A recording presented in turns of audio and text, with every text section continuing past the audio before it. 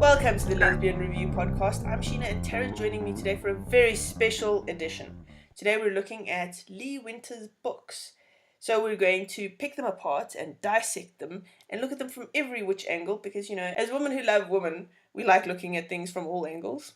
Mm-hmm. Including all of Lee Winter's books.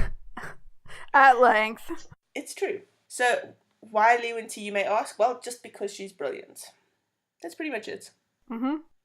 I have a serious book crush on her work. Oh my goodness, I know. And I, from the first book when it came out, I couldn't shut up about her books because I just love them so much. It's true. And you kept trying to get me to read the Red Files. My gosh, I think you tried for like a year and a half before I actually did read it. Mm-hmm. And you pushed, and only after I read Requiem For Immortals did I actually pick up the Red Files. Which unfortunately I think is the wrong order. I think you're right. Yeah. Because I didn't love the Red Files, and I loved Requiem For Immortals. I mean, I didn't hate the Red Files. The thing about Requiem For Immortals is it just blew my mind. Oh, yeah. But let's start, before we get ahead of ourselves and talk about my absolute favorite of her work, let's talk about what book she did in order. So her first book was The Red Files. Yeah. And the second book was Requiem For Immortals. And then this year she released Shattered. Mm-hmm. And at the end of this year, she's going to release a short story called Love Is Not Nothing, which is a kind of a mini follow-up to Requiem For Immortals. So those are the 4 published books from Lee Winter that we've seen from Lee Winter. She's done other bits of writing in the form of fan fiction, but we're not looking at those today. I did a follow-up as well to the Red Files called Flashbang, which is fun, and if you read the Red Files and you love it, you can pick it up. If you haven't read it, don't pick it up, because you really need to read the Red Files first. Is it on Amazon? I think so. Let's check. What is it called? It's called Flashbang, and actually, interestingly, I read it first because I was cash-strapped at the time and not a reviewer at the Lesbian Review. I don't recommend doing that, and I can explain why when we actually talk about the Red Files. According to Amazon, no. So where did you pick it up? The Ilva site. They had it up on their site for free. Oh, yes. Okay, so Ilva every now and then. Ilva's the publisher who's published all of these novels, and we love Ilva. They're a great publisher, and Astrid has some very interesting ideas on how to find authors and what kind of books she wants to publish. So Ilva's website, so it's ilva-publishing, I think it's a .com. You can look up Ilva-publishing and find some free stories on their website every now and then. So Flashbang might still be there. Go check it out. Yeah. Okay, so Tara, because she has such a gorgeous voice, is going to do the reading of the synopsis for us of the Red Files. All right. Behold my sexy Canadian accent. Said no person ever. All right, so for the Red Files. Lauren King is too smart for her job on the entertainment beat, covering celebrity parties for LA's Daily Central, but it's a stepping stone towards her dream of political reporting in DC.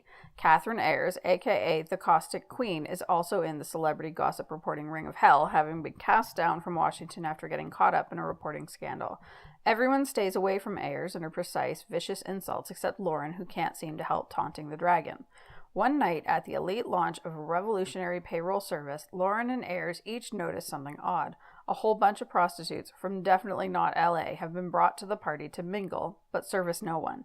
When Lauren talks to the bus driver about to take them away from the event, she learns he was also asked to pick up a pallet of pink champagne which was never served at the party and has been paid for by the state of Nevada.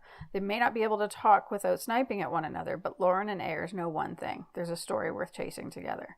Did I write that? You did. So it's good. That's really good. I think that was one of the first ones that I did for you. So because I just reread the book, I'm like, now I want to read the book. That's enticing. Well, what can I say, Tara? You're awesome. Yes. All right. Okay, that was her first book. Then last year she published Requiem For Immortals, and our lives were changed.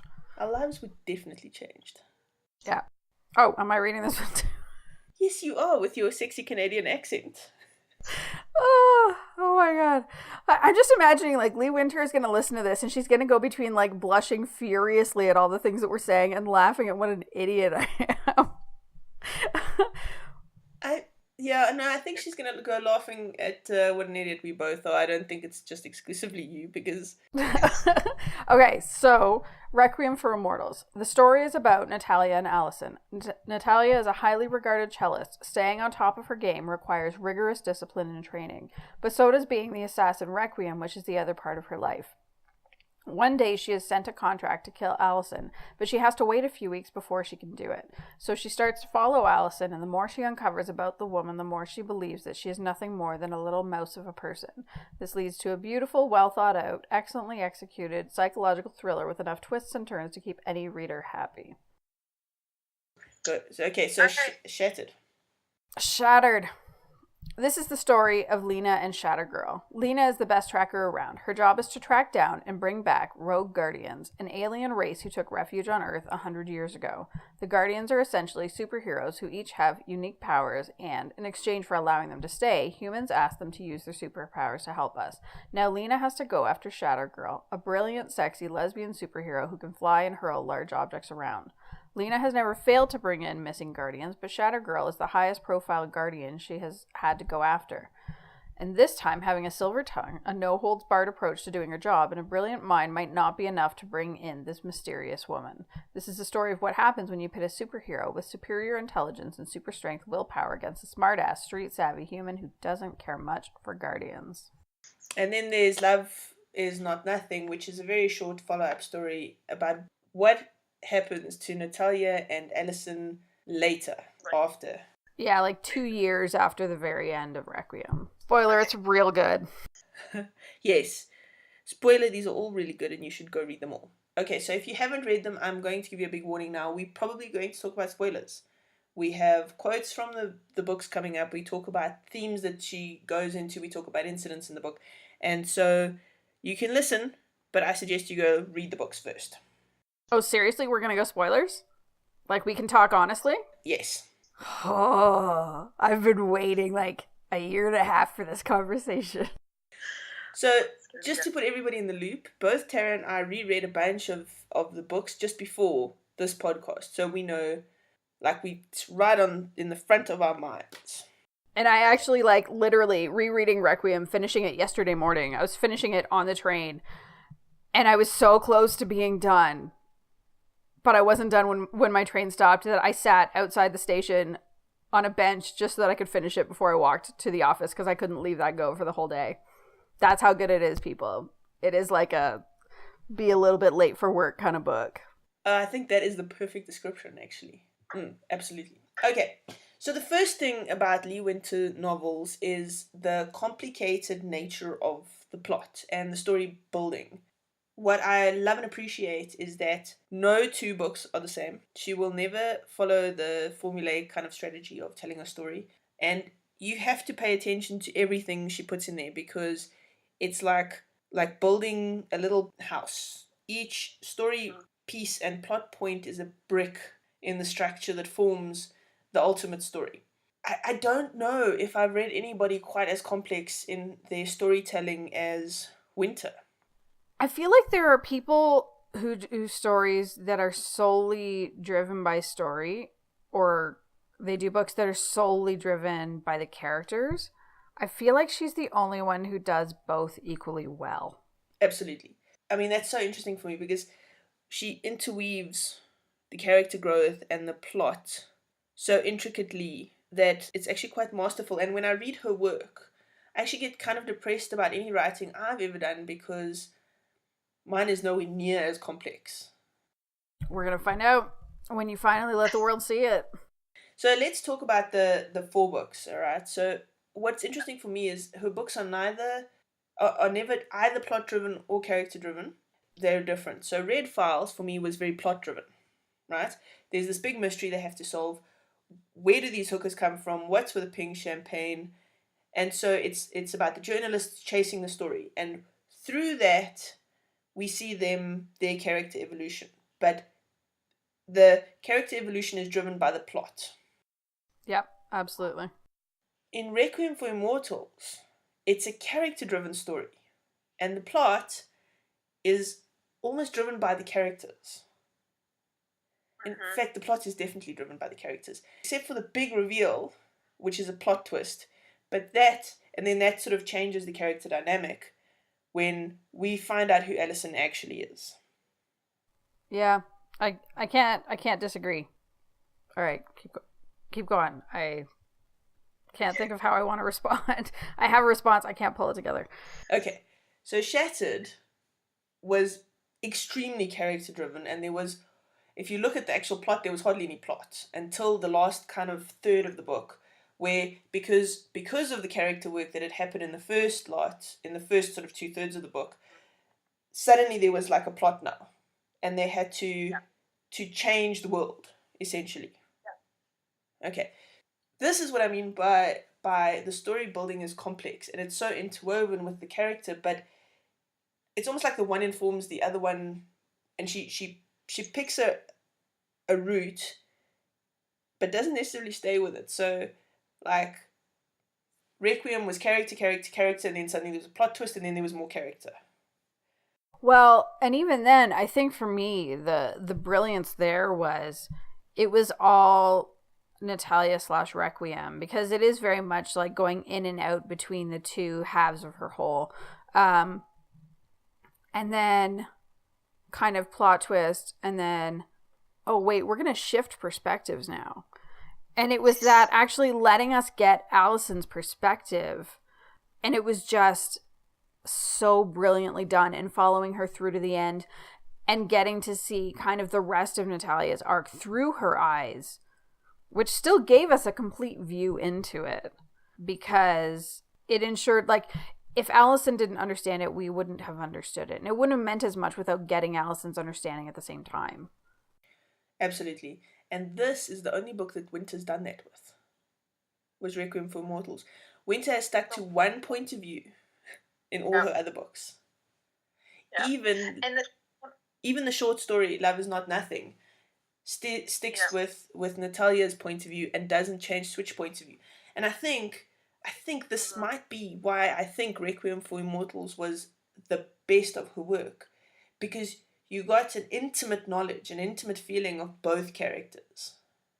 Absolutely. It was definitely that. And on top of that, I think the thing that got me was that the tone shifted because we were following their perspectives. Like, everything shifted. So that, like, first half, or however much it is, like, that first chunk that is Natalia Requiem has this very, like, dark and yet passionate and just a very different tone to when you switch to Allison's perspective. There's still a gravitas to it. Like, it's not like it all of a sudden turns into like a rom-com or something that would have been garbage. Like, it still fit with the book, but it's very different because you get that kind of essence of who Allison is with it.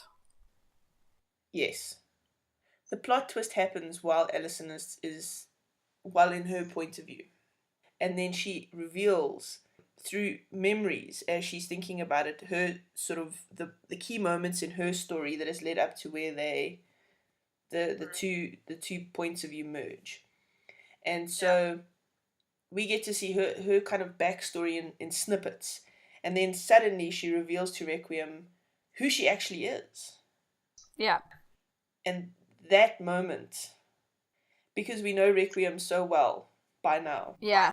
And now we know Allison. That moment is... And getting to see Requiem's response to that. Like, that she actually has a physical response to it. This woman who responds to nothing through conscious effort or whatever was so brilliant. It was just so... It was such a revealing moment, even if Allison doesn't quite understand the significance of it at that point. Yes. This is going to turn into us just talking about Requiem for the whole episode. I'm wondering. Okay, so Requiem was really the big one with a big plot twist that was a character-driven narrative. Shattered was entirely character-driven, but there wasn't a huge plot twist. I mean, there was a kind of a small reveal about the one main character, but it wasn't... There was actually a reveal about both of the main characters. That's true, there was. We discover that that Naya's not actually, just a superhero. She's the superhero. Yeah. And we discover that Lena is actually part superhero. But it doesn't actually change who they are, not really. It doesn't really change the characters or the plot. What it does do, though, is it drives Lena to push to change the way the superheroes are. Yeah. Well, and because for them, it's all about, like, they're both entirely disillusioned. Like, Lena used to look up to the superheroes, and now she's just sick of them because she's having to drag in kind of what she sees as the waste.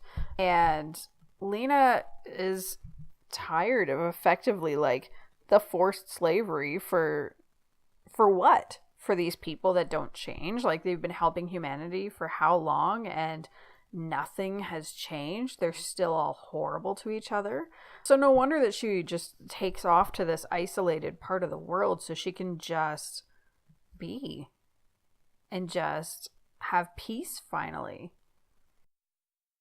Yeah, because she went from being the big boss to being a slave. Yeah. And being fronted by, like, a complete jackass. Yes.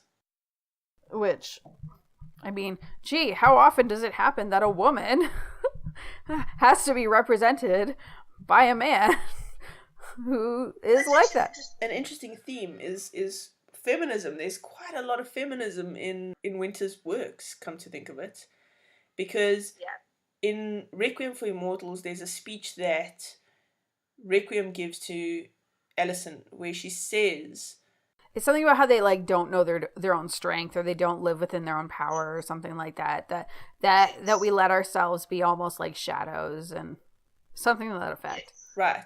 And then in the Red Files, I mean, they go after essentially it's women versus men in the Red Files, hey? It's the 2 female reporters, and it's all the guys. Yeah. Yeah, it's true. Yeah, I would say they're definitely more overtly feminist than a lot of lesfic, because I think there's kind of reading lesfic is in some ways kind of essentially a feminist and a political act, and the fact that we can even do it, and we can do it publicly. Like, if you remember when Rachel Spangler came on my podcast and was talking about how in the 50s you could have a story with a woman falling in love with a woman, but you couldn't actually let them have a happy ending, or else they couldn't even ship the books. So it doesn't, like, writing lesbian romance, and I know that Lee Winter isn't writing many lesbian romances, but still, like, the fact that we can write about women loving women and giving them a happy ending, which she does do in some of her books, actually is, like, it is a political act, and it's a really recent act, and the fact that we can do it and celebrate it is huge. And I love that she pushes it further than that, though. Yeah, no, anyway, so that's just to say, like, I love that it's explicitly stating it out there, because it is also true, right? Like, there are plenty of women who don't allow their fullest selves out for anyone else to see because they don't feel like they can, because they're afraid to take that space. It's like we have this space that we all carry around ourselves, but many women kind of manage to fold it in somewhat, so that we don't take up as much space, so that we don't attract notice. And I know that that's something that I used to do, especially in my 20s. Like, it's very easy to try to be as small as possible, because if you don't draw attention, then maybe you won't have to deal with as much sexism, or if you're a queer woman, with as much homophobia or biphobia or whatever. It's easier to just live that quiet life. And I love that Requiem is like, knock it off. Oh my God. Make a mark in the world.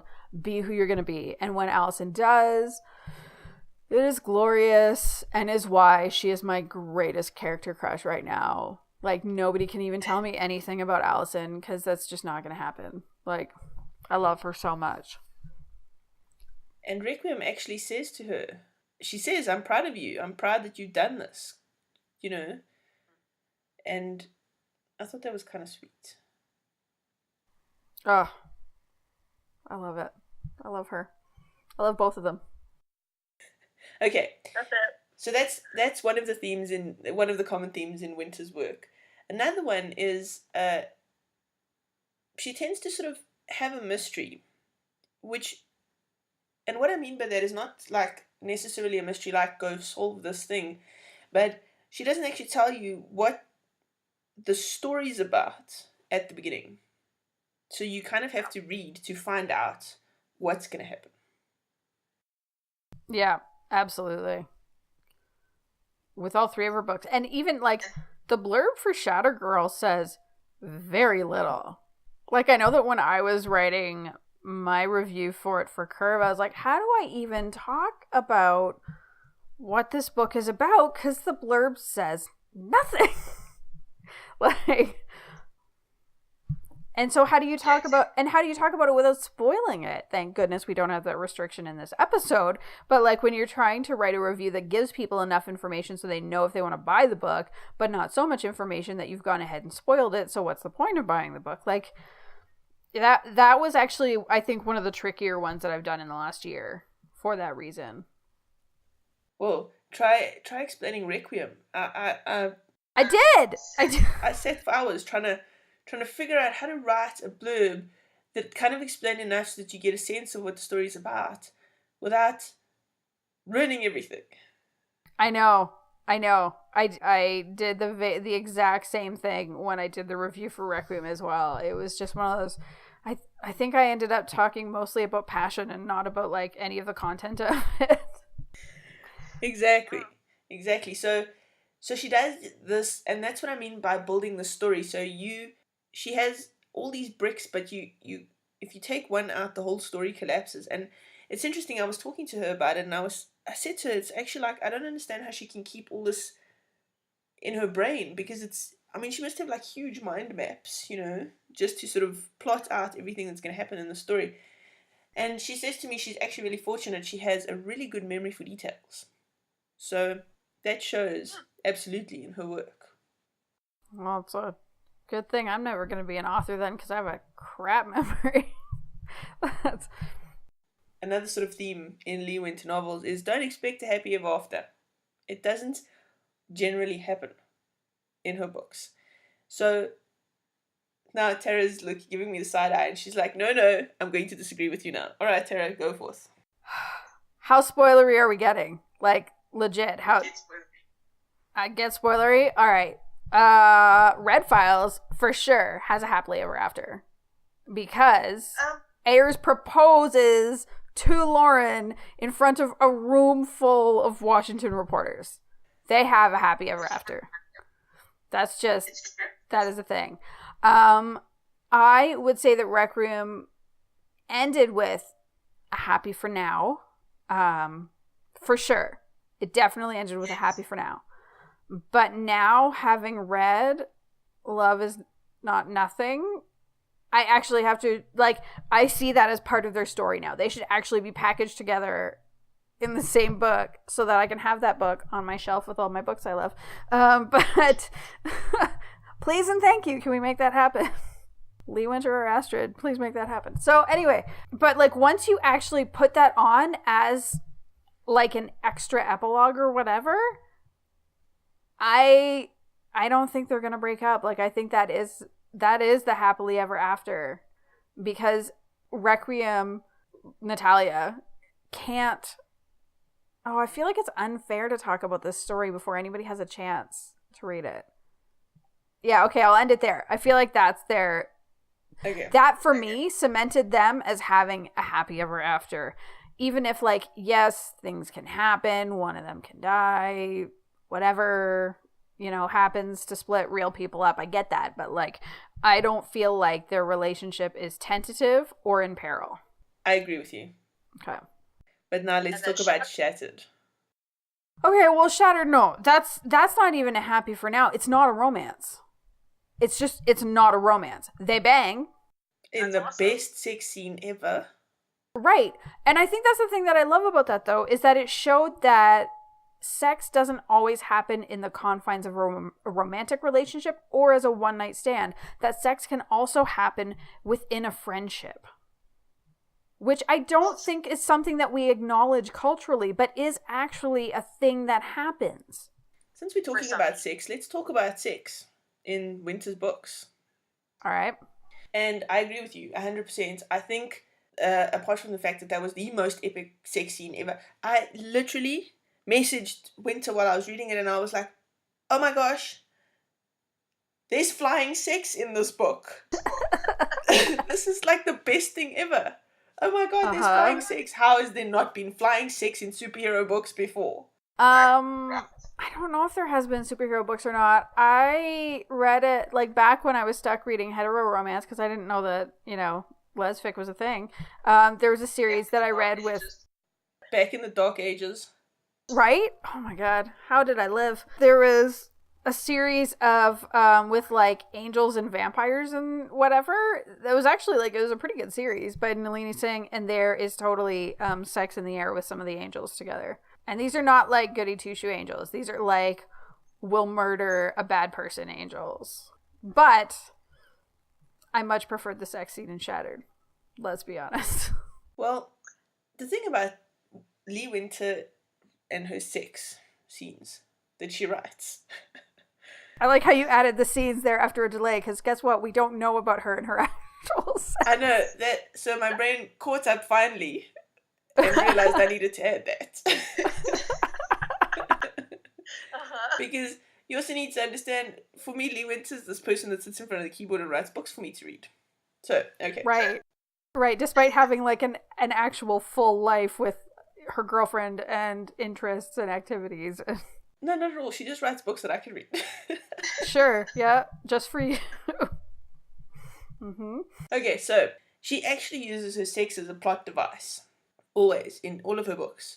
Her sex... Okay, so in the Red Files, there was like a lot of chemistry between the two main characters from quite early on. And when they finally do have sex, it's actually quite a turning point for them in their relationship. And no matter how much Iz wants to pretend that nothing... It means nothing. She actually can't. She tries to suppress. And then it all comes bubbling out because, frankly, the chemistry between them is undeniable, right? Mm-hmm. But sex is a plot point for that turn in her character from being able to say no to not being able to say no. Mm-hmm. In Requiem for Immortals, Requiem herself, when she was the killer, used sex for power. She felt desire, but really she liked the power of sex more than anything else. So she would... Well, there's a scene. I don't have the language to classify what this scene is, but basically it's a power play between Requiem and Nabi. Requiem is confronted by this other killer, and then she has sex with her in an alley. But it's a very one-sided thing. It's a huge power play, and that's the first time we see any kind of sex in the book. Like, I think she actually states a couple of times in the book that sex is just a power thing for her. The thing that was interesting with that was that she said basically that Nabi was the first one who came close to actually getting her off through just this, like, her skill with what she was doing. Because it was always before Requiem teaching a lesson, Requiem taking what was hers and whatever. And so she gets Nabi off quite quickly and easily, because this is something that Nabi's wanted for a long time. And then when she says, well, do you want your chance at me? She actually denies herself something that she quite wants in the moment, because she wants to be able to make her point more than she wants the orgasm. Yes, because it's about power, and if she has an orgasm, she loses control. And I actually wonder, though, if Nabi knew that was how it was going to go, would she have still agreed to the encounter? That in itself is a complicated relationship.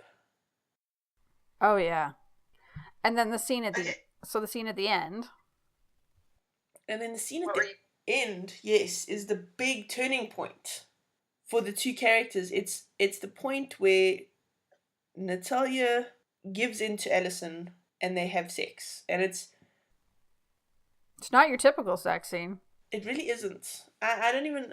it's so... Yeah. It's not your typical sex scene. It's still very one-sided for the most part. It really is like Natalia doing things to pull orgasms out of Allison because she knows that it's what Allison wants. But at the same time, there's not the same kind of a power play. And while I don't think people would typically see it as reciprocal, that Requiem, because Requiem gets herself off. She doesn't let Allison touch her.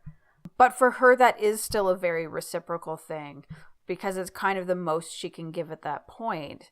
And she also says later that she did that and actually literally stripped herself naked for Allison, and she touched herself because she knew that that was something that Allison would want to see. So it's kind of that meeting her as close to halfway as she possibly could at that point in time. It helps show that kind of evolution of her character.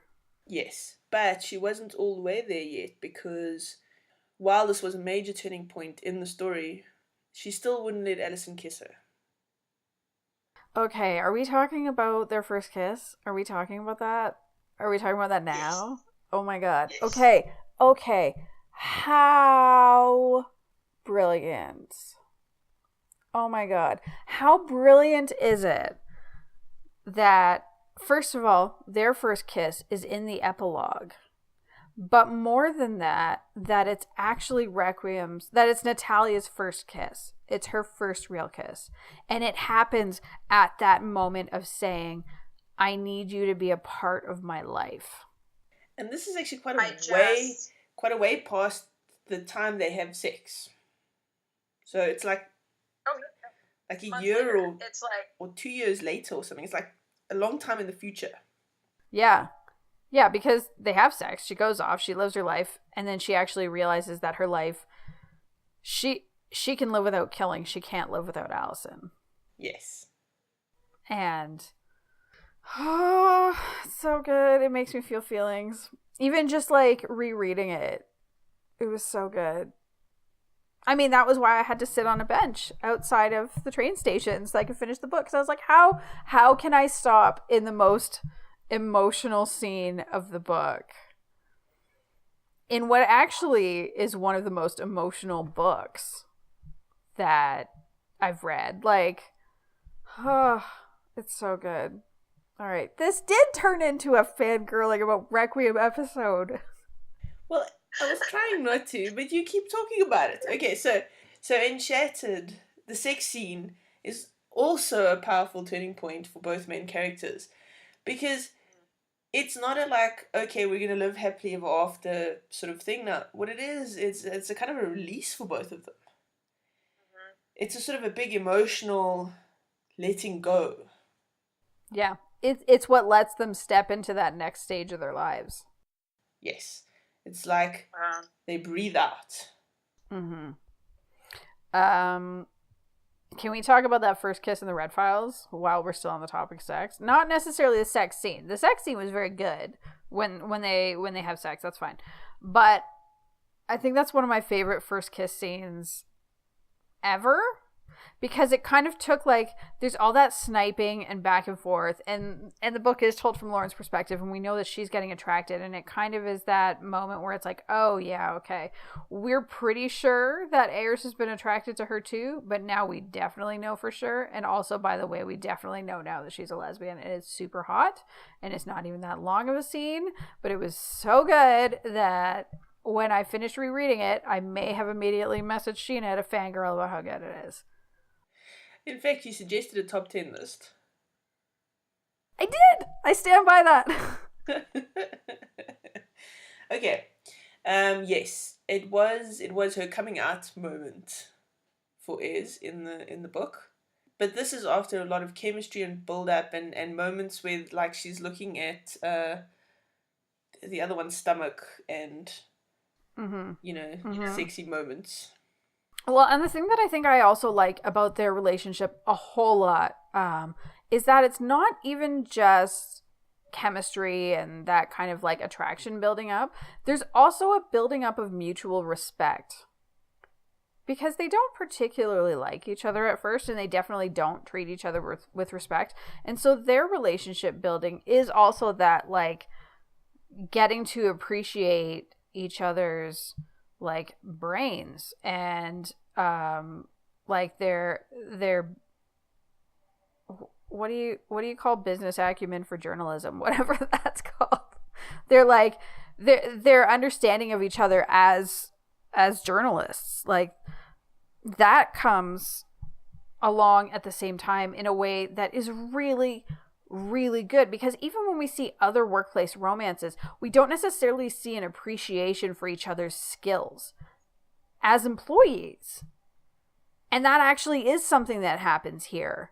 I mean, I'm a woman in tech, right? Like I'm not a woman in journalism, but I still appreciate the other women that I work with in tech who are brilliant, and it's nice to see that kind of an appreciation growing between the two of them. I think I get the feeling that Lauren always kind of looked up to Ez professionally. She knew she was a big shot, all this sort of stuff, and she really just wanted to learn. She was like super ambitious and stuff. But there's a moment when Ez compliments her work that like really means a lot to her. And I love that between them. So this kind of mentor-mentee thing, and then which sort of is not that surprising considering there was an age gap between them. Yeah, there was. And considering there was like a big professional gap between them. The one was kind of starting out and the other one was a fallen big shot. Yeah. All her books have age gaps, don't they? Yes. Yeah. There's another common theme right there. Age gaps, all of them. Age gaps. Okay. So, Thawing the Ice Queen, though, is absolutely the most prevalent of Lee Winter's themes. And what I like about the way she does it is she chooses the perfect counterpart for the Ice Queen. The only kind of person who is able to thaw the Ice Queen. So, do you want to just explain what a Thawing the Ice Queen novel is for those who don't know? Yeah. And also, because I don't want to forget to say it at the end of this explanation, we actually did a top 10 list of Thawing the Ice Queen, Taming the Beast podcast for anybody who wants more stories like that. You should definitely check that out, because it's 10, probably 12 awesome books and stories. I'm being honest with myself. I always throw extras in. I just can't remember if I threw extras in on that. So Thawing the Ice Queen is when there is a very closed off, often quite nasty. It's different. It's different from the closed off women that you might find in a recluse novel, because in that case they've just isolated themselves. This is even more than that. You think they've maybe emotionally isolated themselves, and then they've put up like all of these really big prickly walls of ice around themselves that no one is able to come across, and people avoid them because they're kind of afraid of having their head taken off or whatever.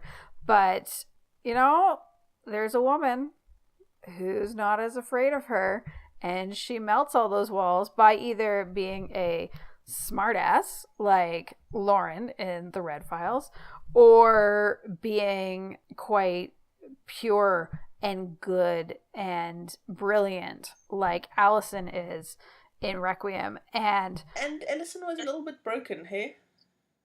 And Rick wanted to fix her. There was definitely an element of that.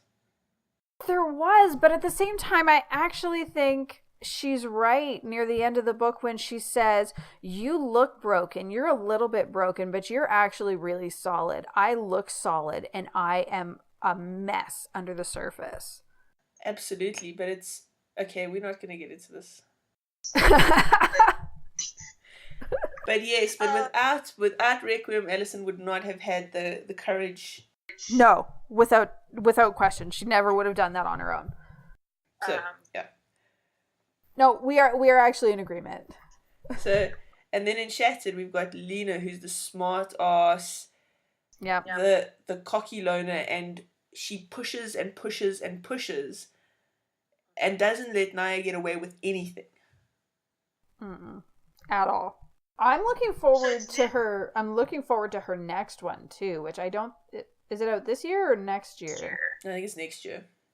I forget what it's even called, but this is going to be Lee Winter's straight up like first actual romance novel, and it's going to be an age gap, Thawing the Ice Queen And I'm really looking forward to seeing what she does with it, because, you know, she took on these other, like, she took on the thriller genre, she took on superheroes, she took on mystery / romantic suspense.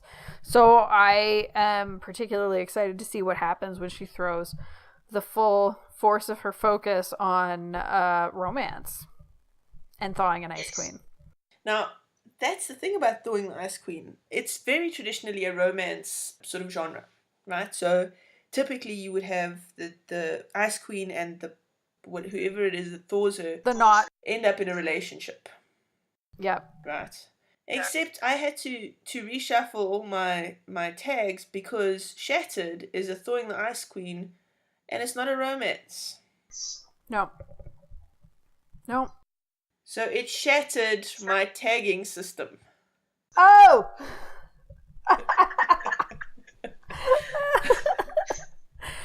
Oh, see, that alone, hearing you say that, was worth getting up today. It's beautiful.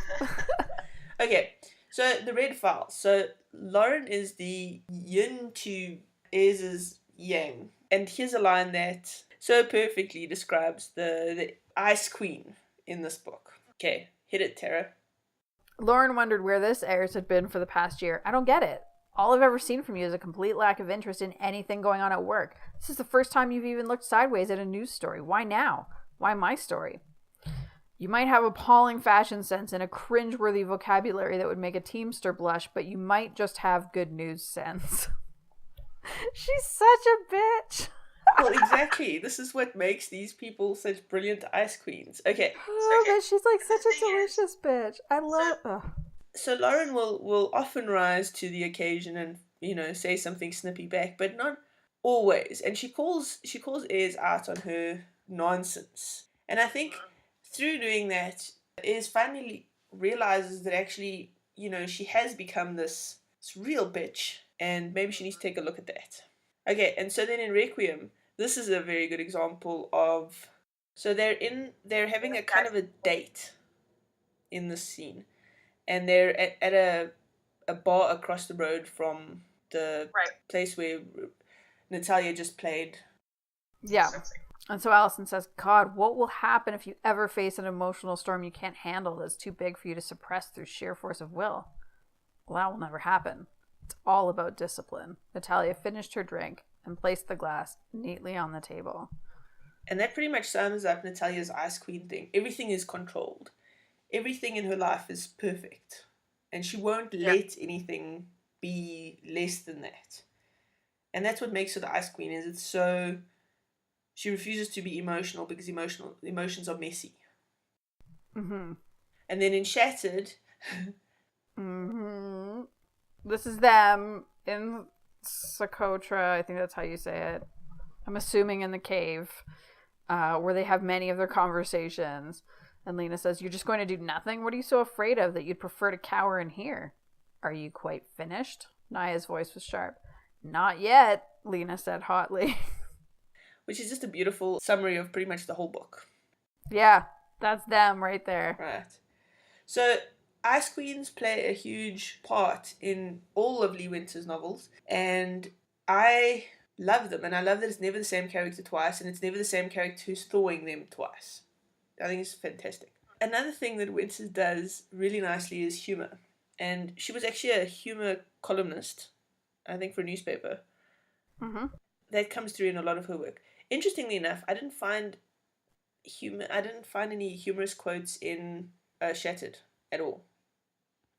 It's not... That's the thing with that book, is that I think with it being a superhero book and with it having an illustrated cover, people might expect something kind of like fun and lighthearted and fighty and whatever, and it's not that at all. I found it to be a very thoughtful book, it's a book that kind of contemplates where we're at politically right now in the world, and it also does a lot of thinking about like the pressures of celebrity. And so there, yeah, I agree, the humor wasn't there. The same as like rereading the Red Files had me like smiling and laughing, even though it's the third time I've read it. And Requiem, I wouldn't say is a funny book as a whole, but it has its moments. It definitely does. That worked very well. Yes. Okay, so two lines. So one from Requiem, which I thought it was the best line ever. I laughed again when I was reading this the other day. And this is Requiem talking to, or I suppose in that moment, Natalia, talking to Allison's, because Allison's niece is going to be joining them for something. And she says, is that going to be a problem? No problem at all, she said and smiled. Kids and I get on just fine. Well, almost true. She had talked to a child once. It had not run away. That is the best quotes. And then in the Red Files, like, the difference in humor in the Red Files is it's much snappier, and it's got a much more kind of a slightly mean tinge to it. Because what's humorous about it was the moments when people were calling out other people. Yeah. So the line that you pulled here is actually from Joshua, who is one of Lauren's best friends, and he's her neighbor, and he says, "So, my fashion-curdled cherub, let me get this straight." But that's actually a lot like even when Ayers is talking about how, you know, she dresses horribly and talks like a teamster. Like, it's so good. Yes. The dialogue actually is why I love the Red Files so much, why I fell in love with it in the first place, and why I'm still in love with it. Okay, so why the Red Files? Give me a quick rundown. Why is this your favorite of the bunch? Okay, confession, I don't know if it's my favorite anymore. Requiem might actually be my favorite now. Wait, I'm gonna fall off my chair for a second. I know, right? Sound effect, Sheena off a chair. But I would still say that The Red Files is one of my very favorite books. So I will talk about why it is still one of my very favorite books, which I think I've done in a couple of other podcasts at length. So I'll try to keep it short. But if you want to hear me do that, again, you can look up the episode where Brooklyn and I talked about it as a book club book, or the episode where G. Benson, the author, came and joined me to talk about books that she loved, and we both fangirled at length about Red Files. I love the dialogue, for starters. It is so, like, crisp and snappy, and it just moves along at a pace, and it's a joy to read. It's reminiscent of those movies from the 1940s or late 30s with people like Katharine Hepburn and Cary Grant, and you know, it has that kind of a pace to it, sort of like The Philadelphia Story or like His Girl Friday, which of course is a movie about journalists. But I also love the character growth. We not only see the Ice Queen thaw with Ayers, but we also see Lauren mature.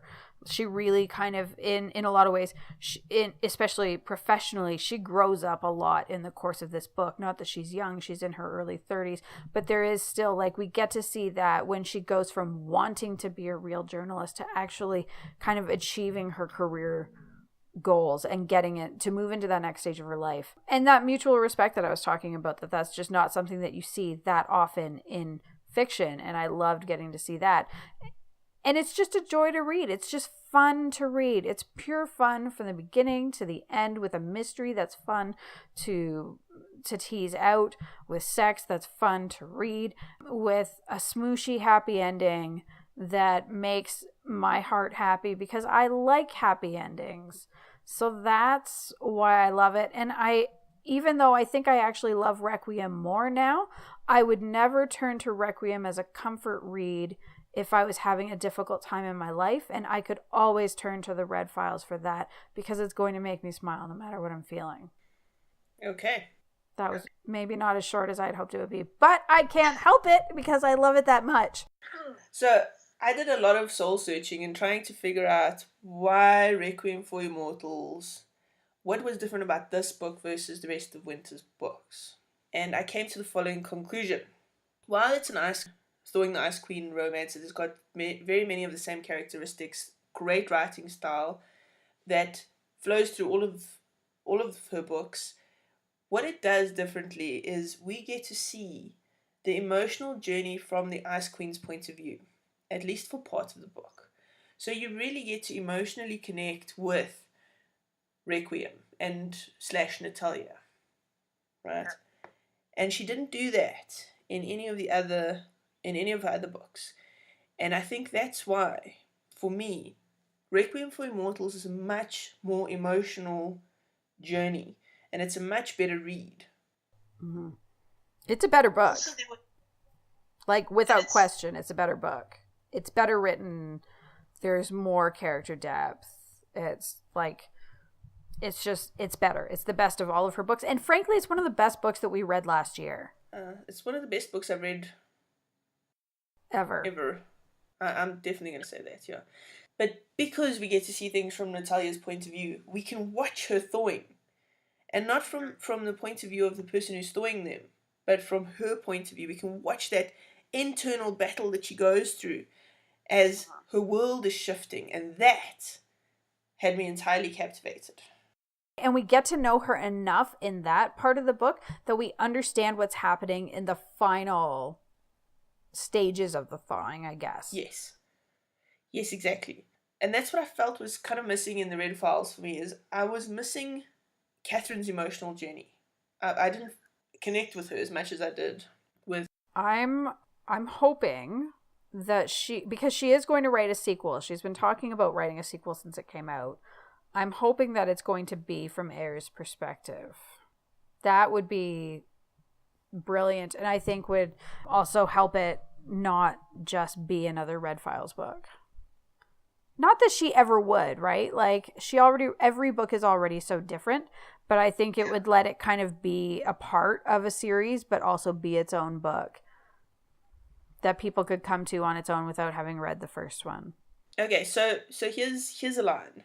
Well, here's some lines from Requiem for Immortals that I pulled out that so beautifully summarizes exactly what I've just said. Okay, so this is Requiem speaking. She says, "Don't," she snapped. "Don't look at me like that. What have you done to me? What is this?" Alison responds, "This is emotion." "I don't like it. It's chaos," she said and straightened, eyes icy and cool. This is exactly what I'm talking about. So you get right in there, like you can see the emotion, the turmoil, and what's changing within her. And this, for me, is why I think Requiem for Immortals is Lee Winter's best book. It's so good. Because I think if she had done this, if we had seen this level of emotion from her other Ice Queens, not that I think she should rewrite her books or anything. I think her books are brilliant. Let's, say that. Well, I think also, like, I feel like if you summarize her books in one word, you can say that The Red Files is fun. And you can say that Shattered is... I use the word contemplative a lot to talk about that book because it is. It's a very thoughtful book. But Requiem is passion. It is. That for me is that book. And I don't think that passion would work in other books because Requiem is the book. That's just how that is. I mean, Alison is as well, but that's why it works. I see what you're saying. But I think, for example, in The Red Files, if we had seen some of it from Ez's perspective, that moment before she kisses Lauren, imagine if you had gotten into her head and seen what transpired before she decided to take that action. I know, and I want that. And if you felt like writing that as a short story for us, Lee, that would be okay. We would be all right with that. And I'm going to say this again because I don't want anybody to think that I don't love Lee Winter's books. I love every single one of them. But I sat for a long time dissecting why Requiem for Immortals touched my soul so deeply, and the others were good reads, but not life-changing events for me. Yeah. I actually think anybody who hasn't read Lee Winter's book, any of her books, who for whatever reason has managed to listen this far into this podcast and is wondering where to start, read Requiem last. Do not read that book first. Do not make that the first book you read because it's not fair to go from, especially if you like to glom an author's books and read them all back to back, it's not fair to start with that when you're not going to like the other ones as much because it's just too different. I think you could read Red Files and then Shattered. You could read Shattered and then Red Files. It doesn't really matter. If you want something fun and funny and light, pick up Red Files. If you want something kind of like thoughtful and about like serious character growth and about like shaking off disillusionment, pick up Shattered. Never, ever, ever start with Requiem first, or if you're going to do that, wait like 2 months before you read the other two, because you're doing them a disservice. It's just not fair. I'm not even being funny. I read Requiem, last year, and I couldn't enjoy the Red Files until this year, and I made sure I read the Red Files first before I reread Requiem. And did you enjoy it better this time? I did. I enjoyed it much more this time. So this is why I say I love Lee Winter's work. I love all her books. So please don't take this in anything other than she's a superior author. And what I'm talking about here is degrees of brilliant and excellent, right? So understand that. And the last thing I want to say about Requiem is that she bookends Requiem for Immortals with the same lines, and yet she changes them a little bit so that it gives me goosebumps. So the first line in Requiem for Immortals is, "To say Requiem felt nothing was incorrect. A common misconception in her line of work. Disdain was not nothing." So that's the beginning of Requiem for Immortals. And then the last line in the book is, "Because to say Natalia felt nothing was incorrect. A common misconception in her line of work. Because love was not nothing." So good. And interestingly enough, so her short story is called Love is Not Nothing. Mm-hmm. Which is also her last line. Mm-hmm. That's perfect. It is. It's entirely perfect. And the brilliance that is Lee Winter novels. I know. And we have to wait for the next one. Yeah. I keep, encouraging her. I've been hoping that by doing the opposite and not asking too often, that she's just moving along on her own and getting it done. No, I'm very unsubtle. I send her like links to books like how to write faster. Aww. That's not nice. I look forward to when you're publishing your books and she becomes a fan and she sends you books about how to write faster. She won't be a fan of mine. My books are not nearly complex enough. I'm giving you the look. All right, whatever. I'm going to fine. I will send you links to how to write faster. You've been listening to a special edition of the Lesbian Review Podcast. Thank you, Tara, very much for joining me today. You're very welcome. Thanks for having me. It's always a pleasure. I like having you a lot on many of my podcasts. It's not weird unless you think it's weird. That's Tara trying to convince herself. So don't forget to like this podcast and rate us on iTunes, Podbean, and Stitcher. Come join us on Facebook. We're there somewhere. If you enjoyed this episode, you can find more like it on iTunes, Podbean, or Stitcher by looking for The Lesbian Talk Show. That's the podcast channel. See you later, everybody. Bye. Oh, and don't forget, check out the show notes. There's links to our reviews of Lee Winter's work. And spoiler, we love them all. All. My favorite thing is trying to guess what you're going to use as an outtake. Really? Yep. How come? I don't know, it's fun. I suppose I do know, because it's fun. Listen, I messaged you, literally within 2 minutes of being woken up this morning. Oh, wow. I'm very impressed you're this lucid then. Yeah, I put on other pants. They're still comfortable pants, but they're not the pants I slept in. Well, I'm glad, because all I can see is your head and shoulders. So thank you for putting on pants for me, Tara. You don't know what I'm wearing, though. You're a woman of mystery. Yeah, I make lots of notes. Good. I don't always remember to look at the notes, but I make them. That's beautiful. Shattered. Yes. That's the book's title. Well done. It is. Always has been. Behold my sexy Canadian accent.